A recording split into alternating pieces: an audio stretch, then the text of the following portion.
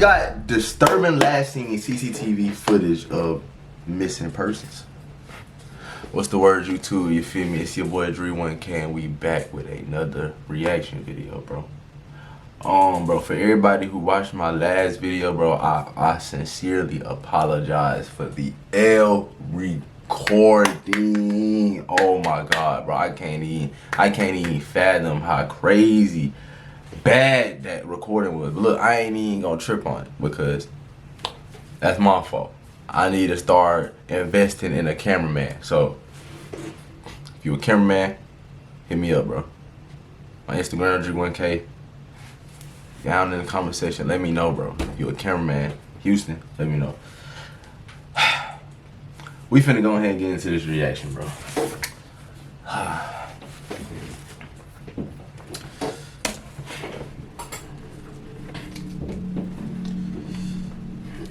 On the evening of December 7th, 2000, Trevor Deely went to his office's Christmas party at a nightclub down the street from the Bank of Ireland in Dublin, where he'd been working in the IT department for about a year. Upon leaving the party at 3:30 a.m., Trevor couldn't get a ride back to his apartment due to a massive taxi driver's strike, and his only option was to walk home through an area notorious for crime and gang violence.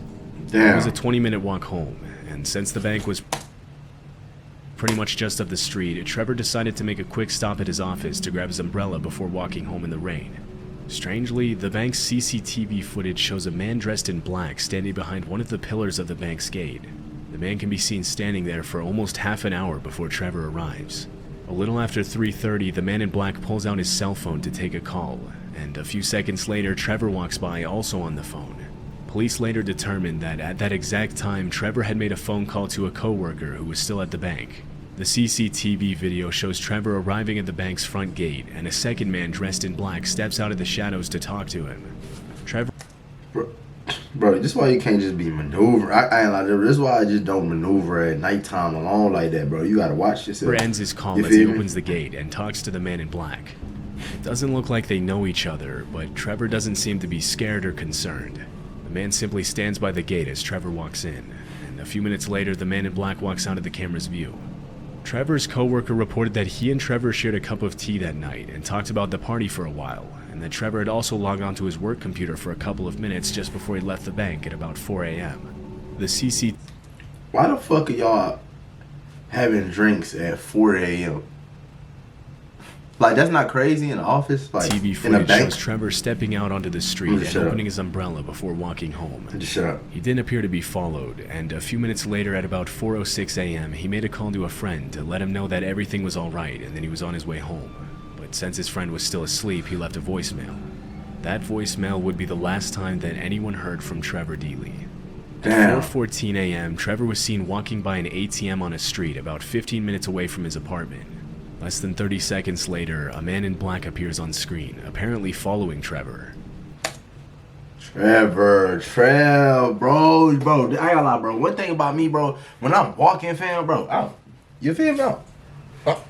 I gotta look back, bro. 16 years later, in 2016, the CCTV footage was digitally enhanced, and police determined that the man in black from the bank was the same man who later followed him. This was the last footage where Trevor was seen alive.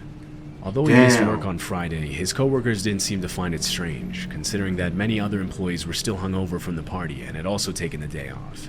But after his friends and family couldn't get in touch with him over the weekend, and he didn't show up for work on Monday, he was immediately reported missing.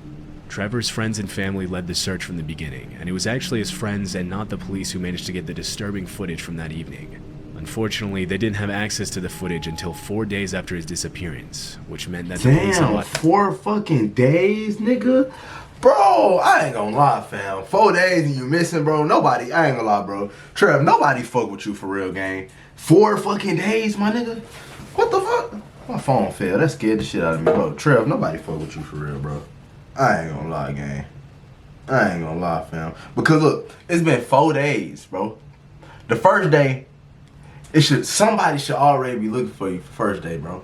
If nobody is looking for you the first day that you was missing, bro, they don't fuck with you for real. Lost valuable time Watch to search friends, for Trevor bro. Deely. There may have been more CCTV footage of Trevor from that night, but at the time, CCTV cameras recorded their footage on VHS tapes, which were often recorded over with new footage, erasing the previous footage in the process. Over the years, several theories about Trevor's disappearance have surfaced, but none of them have been confirmed. Some have speculated that he might have been intoxicated that night, which may have caused him to fall into the water under the bridge and drown. But Irish police searched all nearby bodies of water, and no signs of Trevor were ever found. Most people believe that the mysterious man who was seen following Trevor in the CCTV footage had something to do with his disappearance, but to this day he remains unidentified. In 2017, police received a tip from an anonymous source who claimed to know what had happened to Trevor. According to this source, the man who followed Trevor that night was a gang member who murdered Trevor after he refused to help him gain access to the Bank of Ireland building. The man supposedly buried him in the woods a few miles away from where Trevor was last seen. For several weeks, 20 police officers and a search dog continued to search the site, but after 2 months of digging, the search was called off. 23 years after the incident, Trevor Deely's chilling disappearance is an open and active case. The events leading up to it, however, are still a mystery. Bro, they still haven't found my nigga, bro? Nah, that's crazy. That's crazy, bro. Bro, somebody find Trev, bro. My name is Squidward, and I get my life. Nothing ever. Fuck. What are these On November commercials 28, nowadays? 2012, Emma Filipoff Bro, disappeared they trying under to ruin very my strange childhood, man. circumstances in Victoria, Fuck British with it. Columbia. A year before a mysterious disappearance, Emma had fulfilled her lifelong dream of moving to the Canadian West from Perth, Ontario. Although she arrived in Victoria without a job or place to live, Emma quickly moved in with a friend and found work at a local cafe while she looked for her own place to live.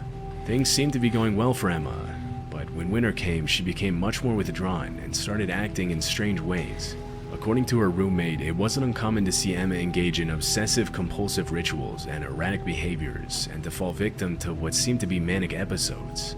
Just a few months after her arrival in Victoria, Emma abruptly left her friend's apartment, quit her job at the cafe, and began living pretty much anywhere she could find. She stayed at a hotel, camped in the woods, and even slept on boats in Victoria's harbor for a while. By early 2012, Emma was living in a women's shelter in Victoria. That summer, Emma landed a seasonal job at Redfish Bluefish, a popular seafood restaurant in Victoria's Inner Harbor, where she seemed relatively happy for a while. It was also around that time that Emma bought a red Mazda MPV van in hopes of permanently living on the road and traveling to different cities in the US, Mexico, and Canada. When she left her seasonal job in October, she assured her co-workers that she would be back in the spring. Unfortunately, Emma's mental health struggles kept her from reaching the freedom she longed for, and her behavior grew increasingly erratic and unpredictable.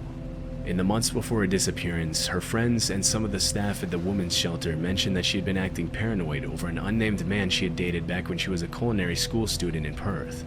She never mentioned whether they had kept in touch, but this seemed to be one of the causes for her paranoid behavior. A few weeks before her disappearance, Emma had an episode where she dragged the furniture in the women's shelter across the street and later claimed that she heard voices coming from the furniture telling her to do it. Oh, hell no. What the fuck? Shawty say the couch was talking to her? Around that time, she also gave away and sold many of her personal belongings. On November 20th, Emma was seen on CCTV at the YMCA in Victoria. In this strange video, she can be seen walking in and out of the building several times in the span of 14 minutes. Some people have speculated that she might have been trying to hide from someone, while others claim she was probably waiting for a ride and didn't want to spend the entire time outside in the freezing cold while her ride arrived. But neither of these theories were ever confirmed. 3 days after this footage was captured, Emma had a series of emotional conversations over the phone with her mother, during which Emma asked her mother to let her move back in with her in Perth. Her mother agreed, but grew concerned after Emma changed her mind several times between moving back to Perth and staying in Victoria during their conversations. On November 28th, Emma's mother realized she was living in a woman's shelter after she dialed back a number that Emma had called from, and a staff member answered the phone. Concerned about her daughter's well-being, she immediately took a plane to Victoria. Early that same day, at around 8:30 a.m., Emma was captured on CCTV walking into a 7-Eleven and buying a prepaid card for $200. Later that afternoon, she went back to the 7-Eleven to buy a prepaid cell phone, which she never activated. The video shows Emma repeatedly looking out the window and hesitating before leaving the store, as if she was trying to avoid someone on the outside. Her paranoid behavior suggests that she might have been followed or threatened, but this was never confirmed. After finally leaving the 7-Eleven, she arrived back at the shelter at about 6 p.m. Bro, it's crazy how like you could catch all this shit on camera and then, bro, what am I trying to say right now? Bro, Find out that her mother was on her way to pick I don't her know, up bro. and take her home. Like, you see all Upon this, hearing the the news from a last staff things member, people Emma do on rushed camera, and you still don't know what the fuck happened today. out the front door and took a cab That's to the what, like, what the airport. fuck? A few minutes later, though, Emma cut the ride short by telling the driver she couldn't afford the $60 ride, even though reports mentioned that she had had over $2,000 on her at the time. Dennis Quay, an acquaintance of Emma, later ran into her at a crossing outside the Empress Hotel at around 8 p.m. She was barefoot, and according to Dennis, she seemed extremely agitated and refused to cross the street. Emma's paranoid behavior led Dennis to ask her if she was being followed, but she assured him that she wasn't. Not knowing what else to do, Dennis called the police to tell them there was a dazed and distressed woman walking barefoot in front of the Empress Hotel. A few minutes later, Victoria police arrived and spoke to Emma for 45 minutes. Somehow, the officers decided that she was not a threat to herself or anyone else, and they let her go. That was the last time anyone ever saw Emma. 3 hours after she was last seen, her mother arrived at the women's shelter to pick her up, but Emma was nowhere to be found. After her mother reported her missing, the search for Emma Filipoff began. The following morning, investigators found Emma's red Mazda van in the Chateau Victoria Hotel parking lot, where she had paid to get it towed 3 days before her disappearance on November 25th. Inside the van were all of Emma's belongings, including her laptop, passports, a pillow, and clothes. Bro, what happened to Indicating that she Emma, might bro? have been planning to move back to Perth or run away. What they Unfortunately, do to this is Emma, where bro? Emma's case went cold, except for a few mysterious tips. In 2014, a man in a green shirt walked into a convenience store in Gastown, about 75 miles north of Victoria. Why you walking According in to that the bitch store like owner, that? the man ripped off a poster advertising a $25,000 reward for finding Emma, telling the owner that Emma wasn't missing. He claimed that Emma was his girlfriend and that she had been living with him and that she ran away from her family because she hated them. Although the store owner reported this to the police, the man was never identified. 4 years later in 2018, almost 6 years after Emma's disappearance, another man confirmed that he had seen her on the morning after her disappearance, claiming that up until then he hadn't made the connection that the woman he had seen was Emma. According to the man, Emma was standing on the side of the road, barefoot and soaking wet, looking nervous and paranoid as she asked the man for a ride. She claimed she was going to visit a friend in Colwood, about 10 miles from Victoria. The man told Emma he couldn't take her that far, but he drove her a few miles and dropped her off at a nearby gas station. After that, nobody ever saw Emma again. Strangely, the identity of this friend that Emma mentioned she was going to visit is still a mystery. Although Emma's mother has searched non-stop for her daughter for several years, the cause for Emma's disappearance is still unknown. Some people speculate that she might have fallen victim to the man she mentioned she dated back in Perth, even though the police interrogated him and eventually cleared him. Damn, bro. Another possibility is that she was kidnapped by the man in the green shirt in the footage. Due to Emma's mental This nigga look like he'll kidnap somebody, bro. Look how he walked in that leading bitch up and to her then checked out the disappearance. first shirt. Like this booty ass other shirt. people think that her mental health struggles might have gotten the best. Bro got the stance, the pigeon toe stance and everything, bro. I ain't gonna lie, this nigga did it, bro. This nigga did it. It was definitely this nigga. And it's probably not that hard to figure out his name. His name probably Antonio or some shit like that. But it was this nigga in this green shirt. It gotta be. That's my only, you feel me? Best of her. 11 Gotta be years that later, nigga. and police still don't know whether Emma even left the island in the first place. Damn. She's still out there somewhere. Somebody find Emma, bro. Here's one thing you need to do before buying anything online. Don't spend another dime on Amazon until you watch the The haunting disappearance of the Jameson family in 2009 gained public attention and media coverage after some disturbing footage of the family was found by police. In 2009, Bobby and Sherilyn Jameson lived with their All three of them went missing? No way. 6-year-old daughter Madison in Eufaula, Oklahoma. Although they lived what appeared to be normal lives, the Jamesons' marriage was a rocky one, and police have long tried to figure out if their difficult circumstances were somehow tied to their disappearance. Around the time of their disappearance, the couple had been dealing with financial issues. Since 2003, the Jamesons had been on disability after Bobby was involved in a serious car accident that left him with severe chronic back pain. His wife Sherilyn had her own health issues. She had been diagnosed with bipolar disorder, but sometimes refused to take her medication. In 2009, the family decided to drive up to check out a 40-acre plot of land in Red Oaks, Oklahoma, about 30 miles away from their home in Eufaula. They specifically asked to inspect the plot of land without a real estate agent present. The Jamesons had told their friends and family that they were planning on moving there to start a new life after pulling their 6-year-old daughter Madison out of kindergarten over some kind of disagreement with their daughter's school. During the week they drove up to Red Oaks, nobody heard from the family. Pulled out of kindergarten is crazy. Because they were an unusually private family that often went off the grid without contacting anybody for weeks at a time, nobody assumed that the Jamesons had disappeared. But after a pair of hunters discovered the family's truck abandoned on a dirt road at the edge of the woods 9 days after they were last seen, it was clear that something was wrong. Inside the truck, police found a GPS, cell phones, empty pill bottles, wallets, and $32,000 in cash, which was extremely strange considering the Jamesons had been struggling financially. Damn. Disturbingly, the Jamesons' dog was found alive in the truck, dehydrated and starving after spending days in the locked vehicle. Poor doggy, poor dog. Police also reported that they found a chilling 11-page niggas had a angry bag letter on them, from bro? Sherilyn to Bobby, in which she accused him of hating his daughter and being a loner and a hermit.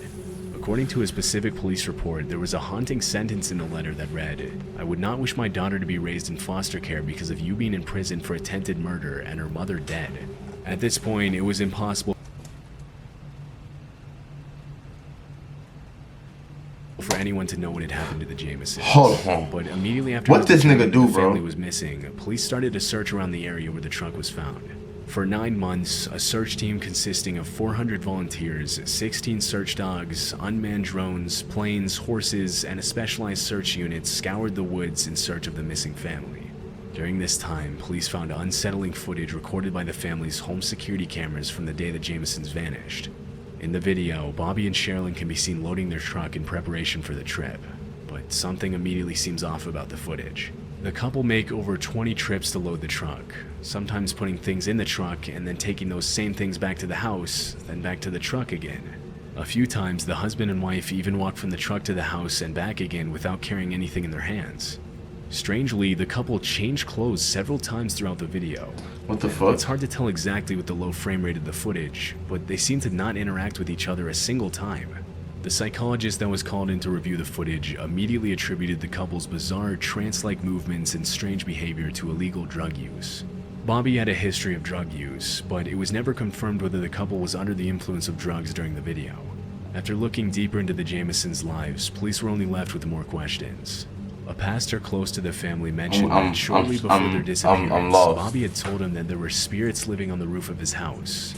Aw shit, here we go with this shit again. And he had even requested that an exorcism be performed at his home multiple times. Bobby Jameson also owned a copy of the Satanic Bible, which he had been reading before his disappearance to try and find a way to make the spirits leave his house. Friends and family members have also mentioned that they believed the house was haunted, and many of them reported having paranormal experiences and feeling an overwhelmingly dark presence whenever they visited the house. Despite the validity of these claims, it is known that Sherilyn Jameson was involved in a kind of witchcraft.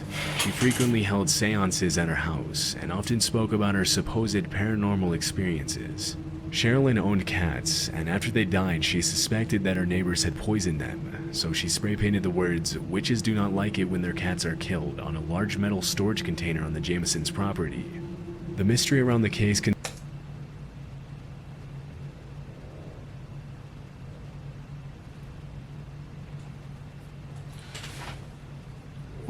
What the fuck? continued to What the grow, fuck? but it wasn't until November What the 2013, 4 years after the Jamesons' disappearance, that 2 deer hunters stumbled upon the skeletal remains of 2 adults and a small child, about 3 miles from where the family's truck had been found 4 years earlier. Because the bones were heavily decomposed, it wasn't until 8 months later that forensic investigators were finally able to confirm that the skeletons belonged to the Jameson family. No. Due to the state of the skeletal remains, the cause of death couldn't be determined. With so many disturbing events and unsettling circumstances leading to the family's disappearance, many theories about what had happened to the Jamesons began to surface. Police began by investigating Bobby Jameson's father in connection with the murders. Less than 6 months before the family's disappearance, Bobby had sued his father for $10,000 for making him work unpaid at his gas station, promising him that he'd give his son a stake in the business in the future. After his father sold the gas station and refused to pay him, Bobby started a lawsuit against his father. But things took a dark turn, and Bobby had to get a restraining order after his father threatened to kill him and his family multiple times. Even though Bobby's father was a known meth user and was involved in criminal activity, police concluded that he was not involved in the family's death. One popular theory is that, considering Bobby Jameson's drug use and the unexplained $32,000 found in the family's car, it's possible that the Jamesons were involved in the drug trade and were killed in a drug deal gone wrong. The area where the bodies were found in is notorious for drug activity, but no solid evidence has been found to support this theory. Police found a small hole on the back of Bobby's head, but forensic experts believe that it was too small to be a bullet hole and that it was most likely caused by animals after his death. Other people have speculated that the Jamesons could have been involved in a cult. The strange symbols and cryptic writing that was found on the family's truck seem to support this idea, and Sherilyn's own mother claimed that her daughter was on a cult's hit list for some unknown reason.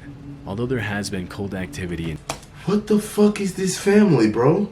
Bro, what, bro? My little nigga, what's the little bro? What's the little boy name, bro? Cause my nigga ain't even get to grow up, bro. He got his granddaddy is a gang lord with meth history, and his mama and daddy. And his mama and daddy is you feel me? They satanic, do rituals, nigga, and in the cult, bro. Bro, my nigga ain't even get to live, bro. What the fuck? What's the little bro name, bro? The 90s, their presence has decreased over the years, and it was never confirmed that the Jamesons had any involvement with the He just got hold, bro. Because of the hate letter found in the truck and the couple's history of mental illness and drug use, some people think that either Bobby or Sherilyn could have murdered their family before themselves. Rest in peace, little bro. That's no evidence at the scene to support any of these theories. The case has remained unsolved for 14 years. Police and investigators are still searching for new evidence, but there are currently no— Rest in peace to my yeah, like what the fuck? No suspects for the disappearance and murder of the Jameson family. He just got hold, bro. Now everybody need to be parents, man. That's crazy, of Wednesday, bro. July Hell 29, fucking mama, hell dad, bro. 2015. Stephen Mackerel went out with his brother and some friends to Lucky's Tavern, a popular bar in downtown Fort Lauderdale, Florida. Stephen's brother left the bar at 11 p.m. to go to work the next morning. When he noticed Stephen was intoxicated, he told his brother to go home and drive safely. But the night was still young, and at around 1:30 a.m., Stephen and his friends left the bar and agreed to meet in the parking lot of a nearby Walgreens to plan their next move. But Stephen never made it to the Walgreens, and his friends never saw him again. Stephen lived with his parents and worked as a professional poker dealer at a casino in Hollandale Beach near Fort Lauderdale. When he didn't come home the next day and didn't show up for work the day after that, his family knew something was wrong. Police reported that there were several surveillance systems in the area where Stephen was last seen, but they said it might take weeks before they could gather the relevant footage. In the meantime, investigators interviewed the friends and family members who had last seen Stephen. Thinking that he might have gotten into an accident due to his intoxicated state, police conducted searches in many different lakes and ponds, but nothing important was found. The search became even more complicated when investigators learned that Stephen's phone battery had died at the bar. Because the phone was never turned on after that night, it was impossible for police to use the phone to locate Stephen. At the time of his disappearance, Stephen was 25 and had a 1-year-old daughter and a long-term girlfriend he had plans to marry. And his friends and family claimed that he was not the type of person who would voluntarily walk out of his life and just vanish with no explanation. Unfortunately, some of the footage that was found during the investigation suggests that Stephen's disappearance was not at all his choice. 2 weeks after he was last seen, police discovered that Stephen had used his credit card at a gas station in Pompano Beach about an hour after he had left the bar. It was about a 15-mile drive from the bar to the gas station, and nobody understood why Stephen had even taken that detour in the first place. The surveillance footage from inside the gas station shows Stephen entering the store at 2:26 a.m., appearing to be intoxicated as he stumbles around the store shopping for snacks. His behavior doesn't seem to bother the store owner, and less than a minute later, he walks to the counter to pay for the snacks with his credit card. For a few minutes after that, Stephen had a casual conversation with 2 young women who were inside the gas station, but this happened out of the camera's view. Nearly a week after the initial footage was revealed, police obtained additional footage of Stephen. Damn, bro, I ain't gonna lie. This is exactly how I be when I be drunk, bro. Just out my damn mind trying to figure out what the hell to eat, bro. I ain't gonna lie, bro. Damn, man. This is why, bro, when you drunk food, you at least gotta keep somebody with you, bro. Like, if y'all go there together, bro, Like, make sure it's at least 2 people in one car, bro. So whatever y'all go through it together, bro. You feel me? Because when you alone, that's when everything that, like, you feel me? That's when you alone, you assed out, bro. But when you got one more, then you good. Ain't nobody gonna try to fuck with you if they see it's 2 of y'all, bro. Completely changed the course of the investigation. When you The drunk, bro, CCTV footage make sure shows your Steven people standing is next with to you. his 2013 Damn, my nigga drunk as hell out there. white Ford Fusion in the parking lot. He seems to get into some sort of altercation with the driver of an unidentified silver sedan, and as the silver car pulls away, Steven takes a step back and throws what appears to be his drink at the driver. He gestures with his hands at the driver as he gets into his vehicle, and 3 minutes later, the silver car circles back into the gas station, this time pulling right behind Steven's car. The driver's intentions are unknown, but as soon as Steven pulls away in his Ford, the silver sedan speeds after him. No. This was the last time Steven was seen alive. No. All police knew about the driver was that he was an African-American man who had walked shirtless into the gas station store a few minutes before the incident, but was never identified. For 8 years, Fort Lauderdale police have been searching for Steven's car. His license plate was never scanned by any license plate readers, indicating that he never left the Fort Lauderdale area. Search teams have combed through over 20 bodies of water looking for the car, but nothing has ever been found. Disturbingly, during the searches, almost 20 other vehicles have turned up in nearby lakes, ponds, and canals, including stolen vehicles with bullet holes, but nothing relating to Steven's disappearance, not even a clue. As of 2023, detectives and investigators still have no idea if Steven was involved in an accident, or if he became the victim of something much more. What the fuck happened to Steven, my nigga? What the fuck? It's been 8 years. Nah, bro, I ain't gonna lie, fam. That's sick, bro. That's sick. That's sick. Look, bro. Y'all like, comment, subscribe, do all that and third, bro. And I'm gonna catch y'all in the next video, bro. That's crazy.